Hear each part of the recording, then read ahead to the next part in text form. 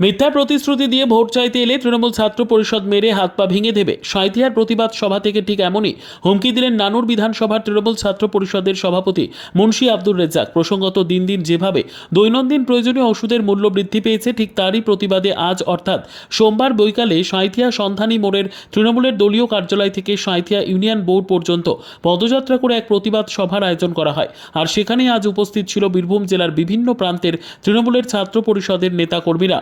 সোমবার প্রায় 200 তৃণমূল সমর্থক নিয়ে পদযাত্রা করে এই প্রতিবাদ সভার আয়োজন করা হয়। আর সেখানেই আজ বক্তব্য রাখতে গিয়ে নানুর বিধানসভার তৃণমূল ছাত্র পরিষদের সভাপতি মুন্সি আব্দুর রেজ্জাক বলেন, মিথ্যে প্রতিশ্রুতি দিয়ে ভোট চাইতে এলে তৃণমূল ছাত্র পরিষদ মেরে হাত পা ভেঙে দেবে।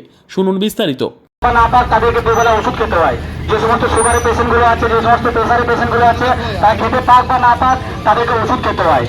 বিজেপি সরকার যেভাবে আমাদের উপর মিথ্যা প্রতিশ্রুতি দিয়ে আমাদেরকে যেভাবে শোষণ করছে, তারা বিজেপি সরকারের দিকে আমার তো একটা কথা বলতে চাই যে আদানি আম্বানি আমরা কোটি কোটি টাকা লোন মুকুব করছেন, সেটা কি বাপের টাকা আমাদের বাপের সম্পত্তি দিকে দিচ্ছেন?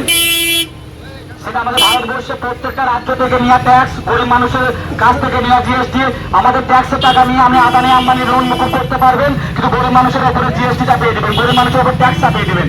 গরিব মানুষ পাবে কোথায়? সেটা ভাবার দরকার আছে আমাদের প্রধানমন্ত্রীকে। প্রধানমন্ত্রী শেখাতে আসছে আমাদেরকে দেশপ্রেম। যেই বর্ষে আমাদের বাপুজিকে হত্যা করেছেন, সেই বর্ষকে ওরা ভগবান মানে, তাকে ওরা নেতা মানে। তাদের কাছে শিখতে হবে আমাদেরকে দেশপ্রেম, বিজেপির কাছে শিখতে হবে আমাদেরকে দেশপ্রেম। এই তো তাদের নীতি। তারা চলে কাদের নীতিতে? RSS এর নীতিতে। তাতে বিজেপি সরকারের উদ্দেশ্য একটাই, লক্ষ্য একটাই, পুঁজিবাদীদের দাসত্ব করবে আমাদেরকে, এবং তারা পুঁজিবাদীদের ছায়াতলে আশ্রয় নেবে। তাহলে আদানি আম্বানির ইশারাতে তারা চলছে, সেটা প্রমাণ একবার নয় বারবার আমরা পেয়েছি। কিছুদিন আগে দেখেছি আমরা পাঞ্জাবে যে সমস্ত আন্দোলন করলো দিল্লি গিয়ে, কৃষকদের জন্য কালা আইন, মানে যতগুলো আইন বের করছে, মুসলমান মহিলারা চায় নাই 3 তালাক, কিন্তু সব চাপিয়ে দেওয়া হয়েছে। মানে যতগুলো আইন আমরা চাইনি, ততগুলো আইন জোর করে আমাদের উপর চাপিয়ে দেওয়া হয়েছে। মানুষ চাইছে ওষুধের দামটা কমুক, মিনিমাম জীবনদান ওষুধের দাম যদি কমুক, সেটাকেও দাম বাড়িয়ে দেওয়া হচ্ছে। তো বিজেপি সরকার করতে কি চাইছে, বলতে কি চাইছে? আচ্ছা দিন আমেরিকা বলেছিল, এইটা আচ্ছা দিন। তাহলে বিজেপির কাছে আঙুল তুলে বলতে চাই, এটা তোমাদের আচ্ছা দিন। তাহলে এটা বদলি করবো বলে, কালো টাকা আনবো বলে আমাদের প্রতিশ্রুতি দিয়েছিল, সেটা কি হলো? ঘুরে আমাদের ভারতবর্ষ পিছিয়ে গেছে অন্যান্য দেশ থেকে।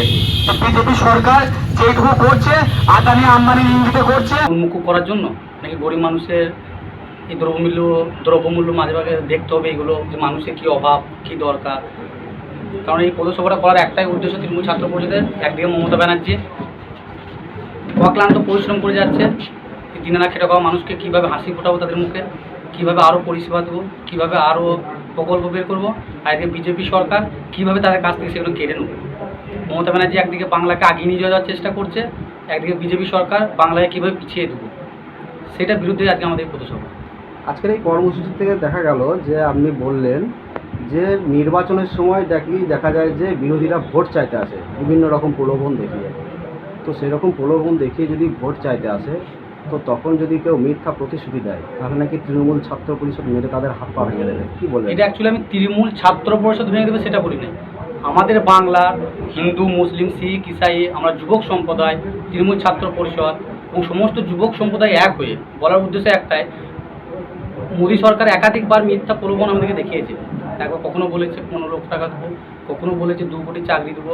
এই যে মিথ্যার পর মিথ্যা, মিথ্যার পর মিথ্যা, এগুলো শুনে শুনে আমরা অতিষ্ঠ হয়ে গেছি।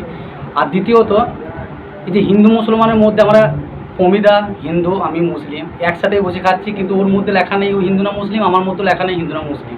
কিন্তু এসে যে আমাদেরকে চিনিয়ে দিচ্ছে তুমি হিন্দু আমি মুসলিম, মুসলমান খারাপ হিন্দু খারাপ। আমরা যদি একটু যদি আমরা ভাবি, এর আগে শিখ ছিল প্রধানমন্ত্রী, রাষ্ট্রপতি ছিল কে?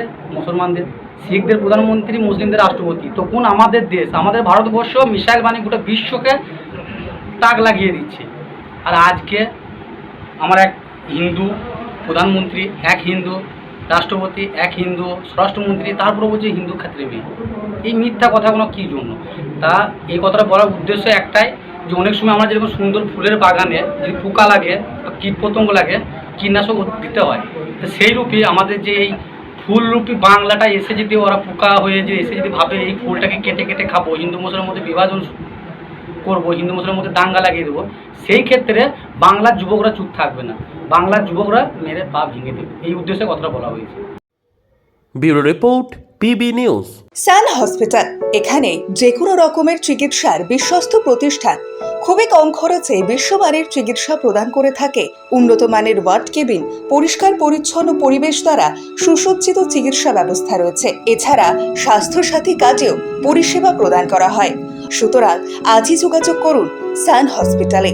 ঠিকানা GT road, Bhangakuthi, Bardhaman. Phone number মনে রাখবেন 9434188262 অথবা 83730954222।